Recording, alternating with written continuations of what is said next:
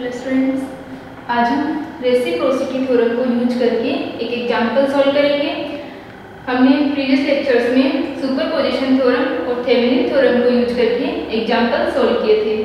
आज हम करेंगे रेसिप्रोसिटी, जो हमारी थ्योरम होती है, पारस्परिकता जो प्रमेय है, उसको यूज करके इस एग्जांपल को सॉल्व करेंगे। तो हमारी जो पारस्परिकता प्रमेय होती है, रेसिप्रोसिटी थ्योरम, उसके अकॉर्डिंग क्या होता है कि यदि हमने सोर्स को किसी एक लूप में लगाया हुआ है तो इस सोर्स की वजह से दूसरे लूप में जितनी करंट फ्लो हो रही है उतनी ही करंट इस लूप में फ्लो होगी जब हम क्या करें, इस सोर्स को इस दूसरे लूप में लगा दें। ठीक है, यानी ये परस्पर जो जितनी धाराएं होंगी वो समान होंगी। यानी हम अगर ई को उस दूसरे लूप में रखें और फिर यहाँ पर अगर I1 डैश करंट फ्लो हो रही हो तो ये I2 और वो I1 डैश करंट सेम होंगी। ठीक है, यानी एक बार जब हमने लूप फर्स्ट में रखा हुआ है हमारे सोर्स को, तब इसमें जितनी करंट है उतनी ही क्या होगी, जब हम हमारे सोर्स को दूसरे लूप में रखें उतनी ही करंट इस फर्स्ट में फ्लो होगी। ठीक है, तो ये हमें प्रूव करना है इस एग्जांपल के थ्रू। तो यहाँ पर हमें पारस्परिकता प्रमेय को सिद्ध करना है और जो हमारा एमीटर है उसका रेजिस्टेंस जो है वो नगण्य है। ठीक है, नेग्लिजिबल है। यहाँ पर ये जो ए है वो हमने एमीटर के लिए लगाया हुआ है, करंट को मेजर कर रहे हैं। इसका रेजिस्टेंस जो है हम नेग्लिजिबल लेके चल रहे हैं, नगण्य लेके चल रहे हैं। ठीक है, तो हमें क्या करना है, पारस्परिकता प्रमेय जो है उसे सिद्ध करना है। ठीक है, तो हमारा क्वेश्चन है पारस्परिकता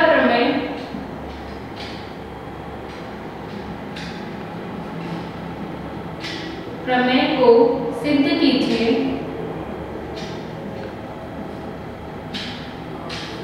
जहां एमीटर का प्रतिरोध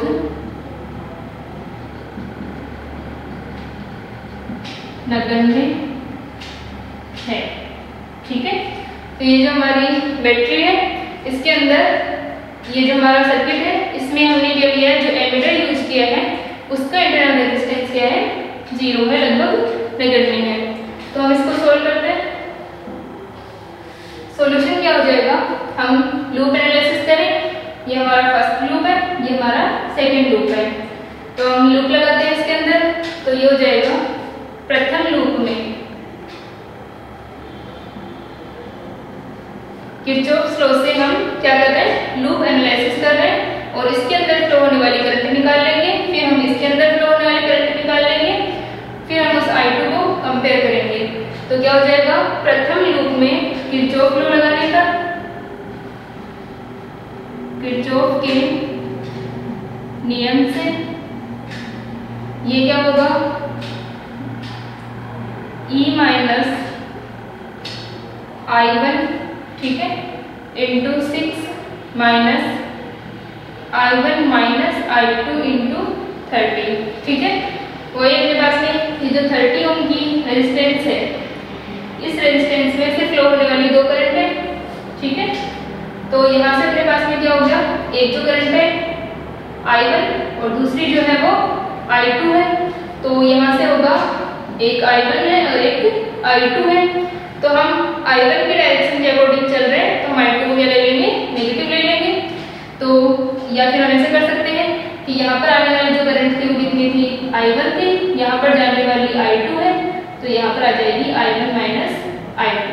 ठीक है, तो यहाँ से अपने पास में हो गया E minus I1 into 6 minus I1 minus I2 into 30। ठीक है, और इक्वल टू 0।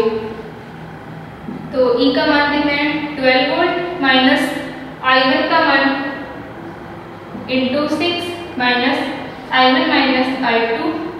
तो हम I1 वालों को साथ रख लेते हैं, तो क्या हो जाएगा, I1 इंटू 30 और I1 इंटू 6। तो ये हो गया अपने पास में 36 I1 माइनस का 30 I2 इक्वल टू 0। तो ये हो जाएगा माइनस का 36 I1 minus minus minus plus का 30 I2 इक्वल टू माइनस का 12। यही हो जाएगा, इसको प्लस कर देना, इसे माइनस और इसे भी प्लस। तो ये अपने पास में इक्वेशन आ गई, इक्वेशन फर्स्ट। ठीक है, और दूसरा अपने पास में क्या हो जाएगा 36i1 minus 30 i2 equal to 12। और दूसरी अपने पास में इक्वेशन आ जाएगी सेकेंड लूप के अंदर। तो हम द्वितीय लूप में किरचॉफ नियम से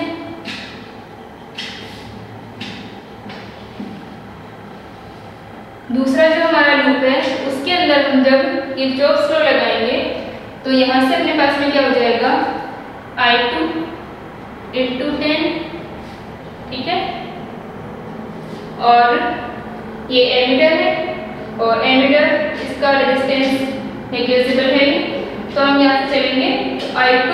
अब हम I2 की डायरेक्शन में जा रहे हैं, हम I2 वाले को पॉजिटिव ले लेते हैं, तो ये हो जाएगा I2 माइनस I1। और अगर हम I1 को लें तो हमारे पास में या तो हम I2 माइनस I1 यहाँ पर प्लस करके लिख सकते हैं I2 माइनस I1 इंटू 30। और अगर हम I1 माइनस I2 लिखना चाहें तो यहाँ माइनस आ जाएगा, एक ही बात है। तो यहाँ से अपने पास में ये हो गया I2 minus I1 into 30 equal to 0।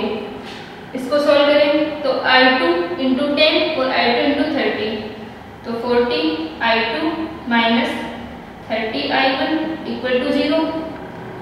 तो ये अपने पास बन जाएगा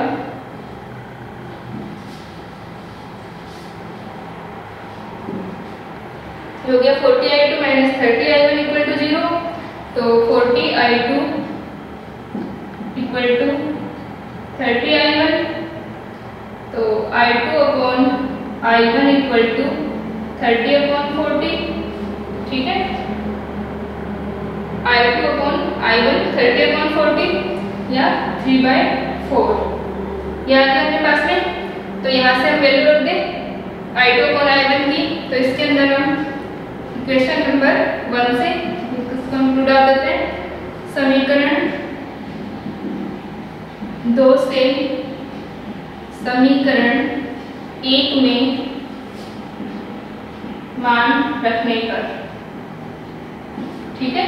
ये हमारी जो सेकंड नंबर इक्वेशन आई है I2 अपॉन I1 का मान आ गया, वो हम पुट कर देंगे इक्वेशन नंबर 1 में। तो यहाँ से अपने पास बन जाएगा 36 I1 अपॉन I1 से डिवाइड कर दें पूरे को, 36 और यहाँ से अपने पास में ये हो जाएगा, एक मिनट रुको, I2 का मान निकालना है हमें, तो हम I1 का मान रखते हैं इसमें।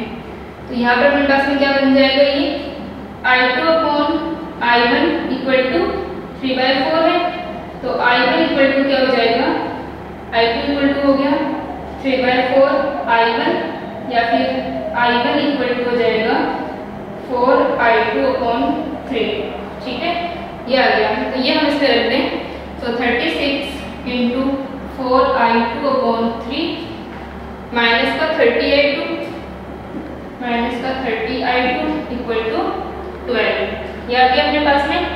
अब इसको 12 इंटू 4 I2 माइनस का 30 I2 इक्वल टू 12, इसे हम सॉल्व करें तो यहाँ से अपने पास में आ जाएगा 48 I2 माइनस का 30 I2 इक्वल टू 12। तो ये बन जाएगा 48 में से 30 ले 18 I2 इक्वल टू 12। तो I2 इक्वल टू आ जाएगा 12 अपॉन 18, तो I2 इक्वल टू आ गया 2 अपॉन 3 एम्पियर। तो यहाँ से अपने पास में I2 की वैल्यू आ गई 2 अपॉन 3 एम्पियर। से हम रख लेंगे। अब हम क्या करेंगे, हमें पारस्परिकता प्रमेय को प्रूव करना है। तो हमारी जो बैटरी है, हमारा जो सोर्स है, उसे हम क्या करेंगे, सेकेंड लूप के अंदर लगा देंगे। अब जो सेकेंड लूप के अंदर हमारा सोर्स है, तो फर्स्ट लूप के अंदर इतनी ही करंट फ्लो होनी चाहिए, तो हमारी जो रेसिप्रोसिटी थ्योरम है वो प्रूफ हो जाएगी, ठीक है।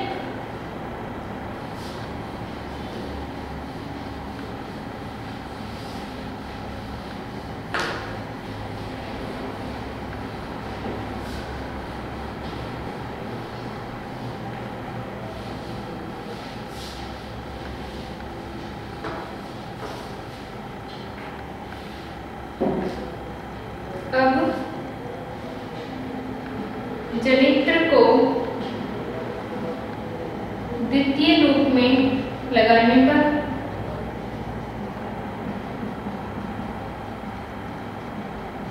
ठीक है, द्वितीय लूप में लगा देंगे हम अब जनित्र को।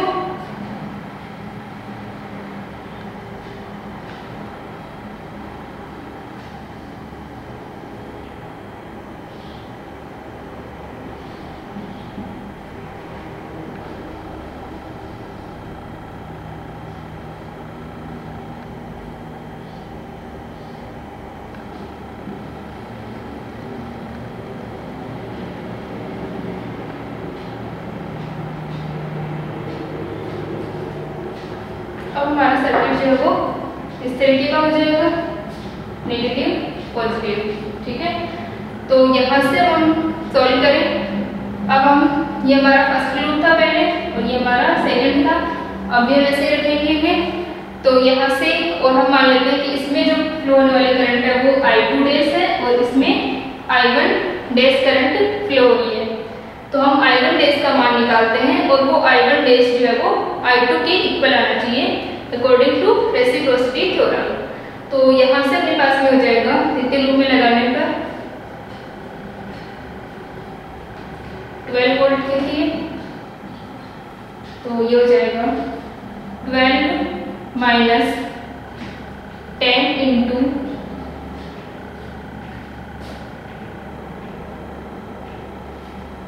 I2 डैश माइनस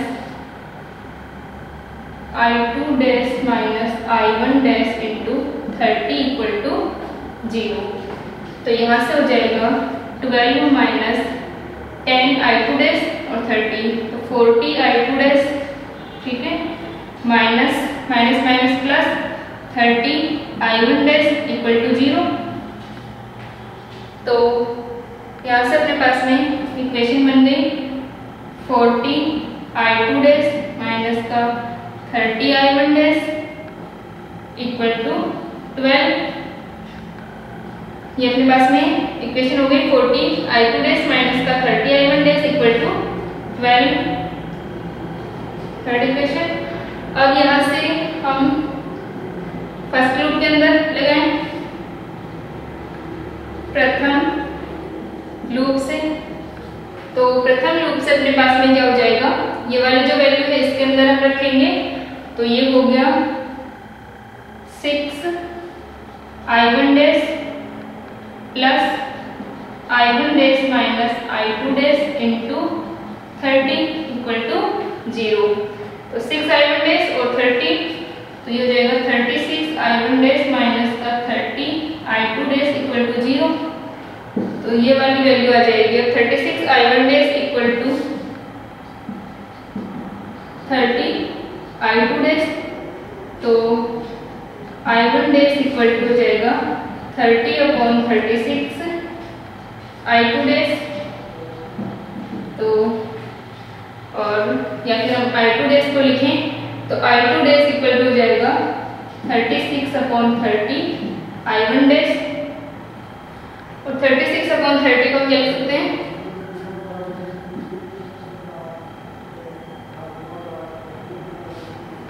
ठीक है। ये अपने पास में 30 I2 डैश है और 36 I1 डैश है। ठीक है,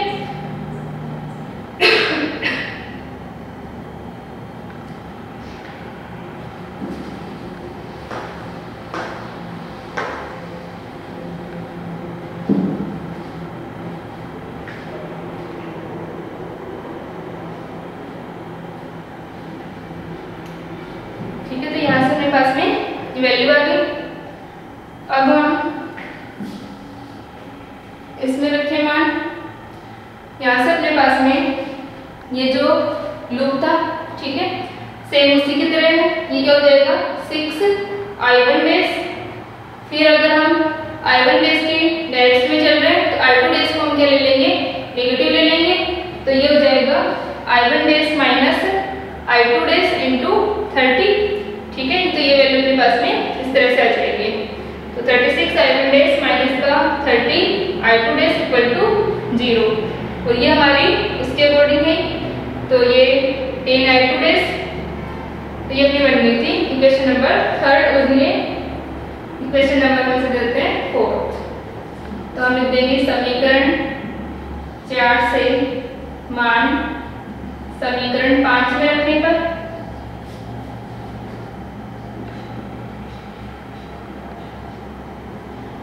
समीकरण 4 से मान समीकरण 3 में रखने पर, तो इसके अंदर अपने पास में आएगा 40 i2 days minus 30 i1 days. तो हम रख देते हैं i2 डेज की जगह मान, तो i2 डेज की जगह आ जाएगा अपना इंटू 6/5, तो 40 इंटू 6/5 माइनस 30 i1 डेज, और साथ में क्या रखना i1 डेज इक्वल टू 12। तो ये वैल्यू हो जाएगी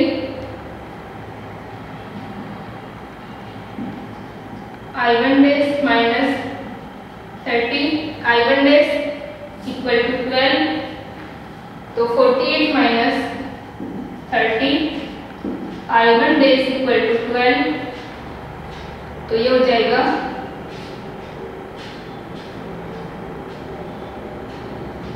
18 i1 डेज इक्वल टू 12, तो i1 डेज इक्वल टू हो गया 12/18, तो 12/18, तो यहाँ से अपने पास में वैल्यू आ गई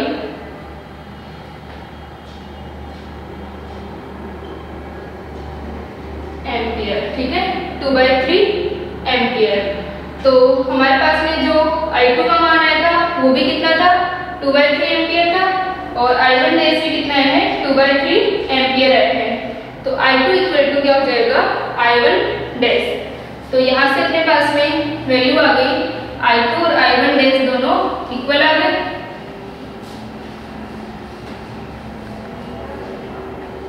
तो हम लिख सकते हैं अतः i2 तथा i1 डेज का मान समान है। ठीक है, दोनों ही कितना है 2/3 एम्पियर है, तो क्या हो गया अतः i2 तथा i1 डेज का मान समान है। तो पारस्परिकता प्रमेय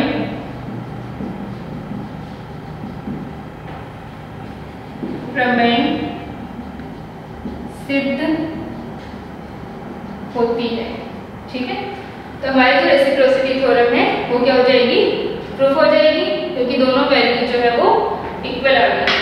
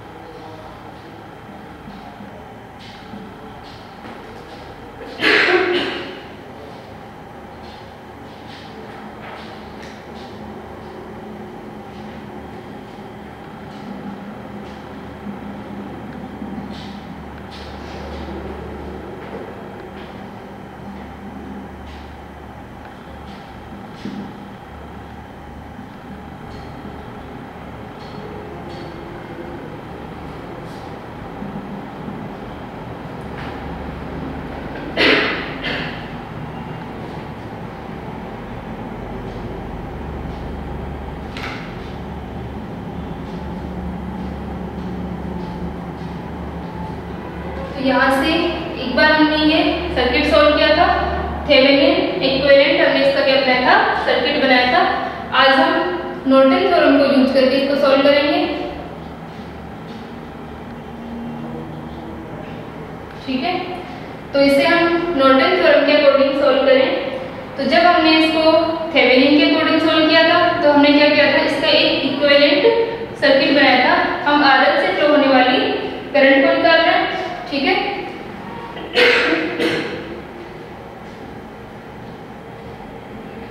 तो जब हम आरएल से फ्लो होने वाली करंट को निकालेंगे तो क्या होगा, आरएल से फ्लो होने वाली करंट को हमने थेवेनिन के अकॉर्डिंग निकाला था, तो वहां हमने एक ई इक्विवेलेंट और आर इक्विवेलेंट का सर्किट बनाया था।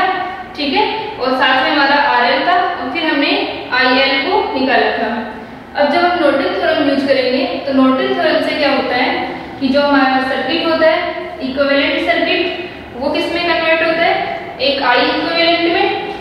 ठीक है, और उसके पैरेलल में लगी आर इक्विवेलेंट में। ठीक है, तो पहले हम आर इक्विवेलेंट निकालते हैं, तो निकालेंगे और हम कैसे निकालते हैं, उसमें हम ओपन कर देते हैं टर्मिनल्स को, इसमें सॉल्व करेंगे तो क्या हो जाएगा, आर इक्विवेलेंट का मान निकालने के लिए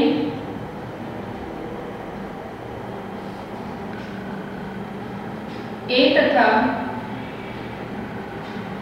बी जीरो को, ठीक है, लघुपथित करते हैं।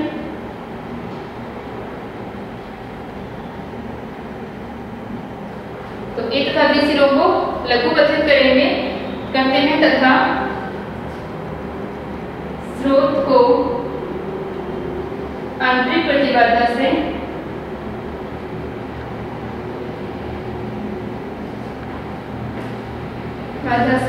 प्रतिस्थापित करते हैं। ठीक है, तो हमारा जो सोर्स है उसकी जगह हम इंटरनल रेजिस्टेंस को यूज कर लेंगे और बाकी जो ए बी टर्मिनल्स है उनको सॉर्ट कर देंगे। तो हमारा सर्किट जो है वो इस तरीके का हो जाएगा, 0.2 ओम और ये 0.6 ओम है, ये हमारा 0.8 ओम है और ये अपना 0.4 ओम है। ठीक है, और यहाँ से हमने सॉर्ट कर ही दिया टर्मिनल्स को, तो इस तरीके से हो गया अपना सर्किट। ठीक है, तो यहाँ पर जितनी भी प्रतिबाधा है वो किस तरह से होगी, इनको सॉल्ट करने की वजह से।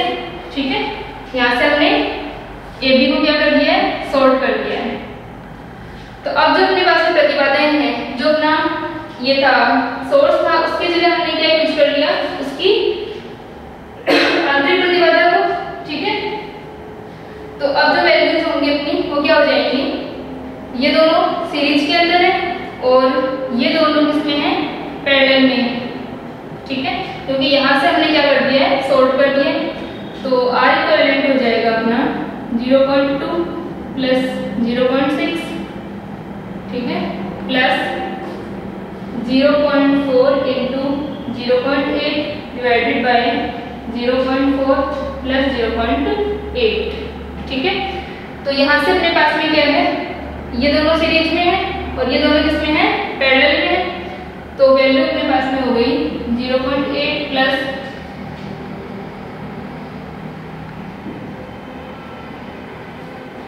0.8 प्लस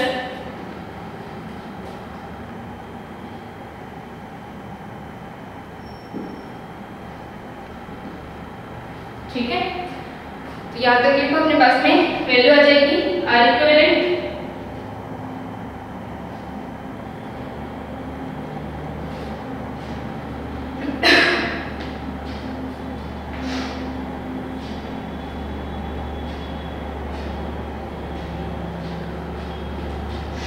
अब हमें क्या निकालना है, अब हमें आई इक्विवेलेंट का मान निकालना है। तो यहाँ से अपने पास में जो आई इक्विवेलेंट होगा, ठीक है, तो आई इक्विवेलेंट निकालने के लिए हम क्या करेंगे, इनको सॉल्ट कर देंगे टर्मिनल्स को। ठीक है, तो यहाँ से अपने पास में जो आर इक्विवेलेंट आया है, आर इक्विवेलेंट क्या है, इस सर्किट की टोटल इंपेडेंस या रेजिस्टेंस है। तो यहाँ से अपने पास में 1 मिनट, ये 0.32 हो जाएगा। ठीक है, तो ये वाली वैल्यू अपनी 0.8 प्लस 0.32 और ये 1.2 है। ठीक है, तो ये अपने पास में 16/15 ओम आ जाएगा। ठीक है, तो यहाँ से अपने को क्या निकालना है, पहले हम क्या निकाल लेते हैं, सर्किट में से प्रवाहित होने वाली धारा। तो हम निकालेंगे परिपथ में प्रवाहित होने वाली धारा कुल धारा। तो कुल धारा का मान कितना हो जाएगा, इनको हमने सॉल्व किया हुआ है, यानी जितनी भी इम्पीडेंस है अपनी और ये जो अपना सोर्स है, तो कुल धारा क्या होती है, I = V/R होती है। तो अपने पास में सोर्स का वोल्टेज कितना है, 24 है और R का मान कितना है, 16/15। तो यहाँ से हो जाएगा 24 × 15 डिवाइडेड बाय 16।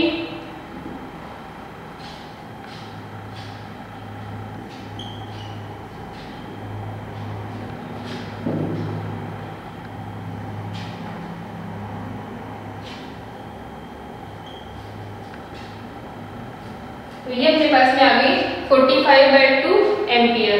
ठीक है, I का मान आ गया अपने पास में 45/2 एम्पियर। ये तो क्या है, कुल धारा है। ठीक है, अब हमें क्या निकालनी है, शॉर्ट सर्किट वाली करंट, यानी ISC का मान निकालना है।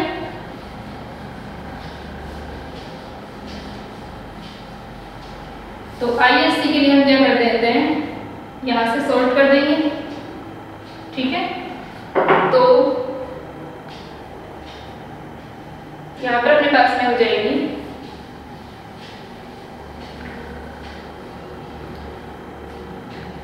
तो हमारे सर्किट में जो फ्लो होने वाली करंट कौन सी थी, I थी। तो इसके अंदर हम लूप लगाएं, तो यहाँ पर अपनी क्या है, ISC या I इक्विवेलेंट है। ठीक है, तो यहाँ से अपने पास में हो जाएगा 0.4 × I equivalent plus I equivalent और अपने कौन सी करंट फ्लो हो रही है, जो टोटल I है, I × 0.8 = 0। तो यहाँ से ये हो जाएगा अपने पास में 0.4 प्लस 0.8 × I इक्विवेलेंट = I × 0.8। तो ये हो जाएगा I equivalent = I × 0.8 divided by 0.4 plus 0.8। ठीक है, इसमें लूप लगा रहे हैं, तो यहाँ से अपने पास में ये वैल्यू आ गई I × 0.8 डिवाइडेड बाय 0.4 प्लस 0.8। तो इसके पास में यह आ जाएगा, I का मान कितना है, 45/2 × 0.8 डिवाइडेड बाय 0.4 प्लस 0.8। तो ये हो जाएगा 45 × 0.4 डिवाइडेड बाय 1.2। तो यहाँ से अपने पास में क्या आ गया, I इक्विवेलेंट का मान, ISC का मान। तो अब जो सर्किट है वो किसमें चेंज हो जाएगा, अपने पास में इस तरीके के सर्किट में चेंज हो जाएगा। ठीक है, जहाँ पर अपना करंट सोर्स जो होगा वो क्या होगा, I इक्विवेलेंट होगा। ठीक है, और एक साथ में R इक्विवेलेंट, ये हमारा I इक्विवेलेंट है और साथ में अपने क्या रहेगा, RL। ये अपना कितना था, 3.2 ओम। RL के सिरों पर हमें क्या निकालनी है, धारा निकालनी है, RL में से प्रवाहित होने वाली।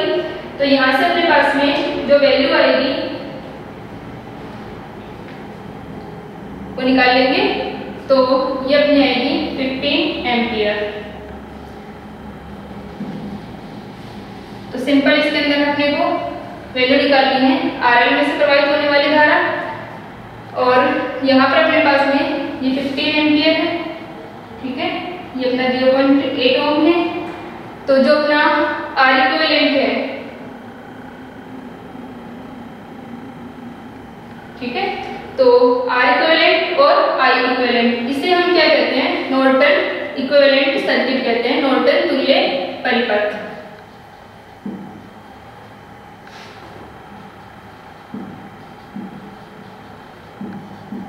तो ये जो हमारा आया है अपने पास में वो क्या आ गया, नॉर्टन इक्विवेलेंट सर्किट आया है। और जो हमने थेवेनिन के अंदर निकाला था, तो थेवेनिन के अंदर क्या था, हमारा ई इक्विवेलेंट था और साथ में आर इक्विवेलेंट जो था उसके सीरीज में लगा था, और इस तरह से हमारा आर इक्विवेलेंट वो आर एल था। तो ये दोनों परिपथ जो होते हैं सेम ही होते हैं, आर एल में से प्रवाहित होने वाली धारा भी समान ही होगी। बस यहाँ पर क्या होता है कि हम इसकी जगह ई इक्विवेलेंट की जगह आई इक्विवेलेंट को यूज करते हैं।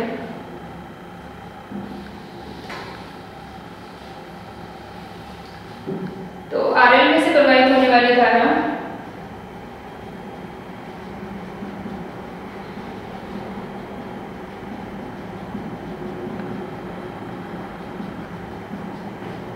वो कितनी हो जाएगी,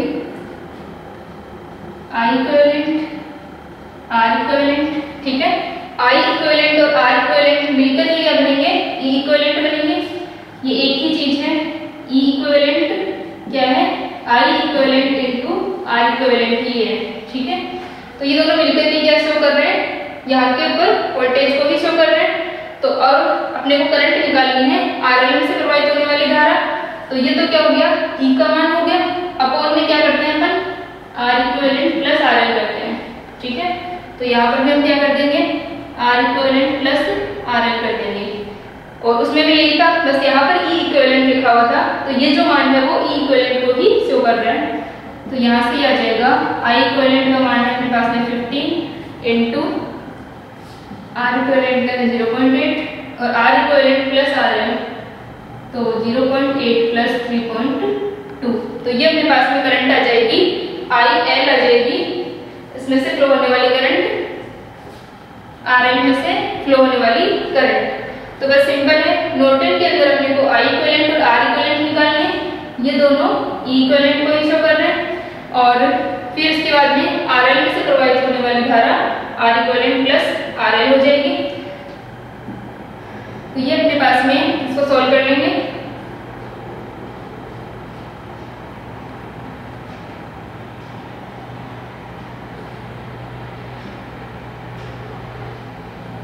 तो ये हो जाएगी 3 एम्पियर, ठीक है। तो 3 एम्पियर की करंट फ्लो हो रही है आर एल में से। तो चाहे हम थेवेनिन से सॉल्व करें या नॉर्टन से, हमारे पास में जो आंसर है वो सेम ही आएगा।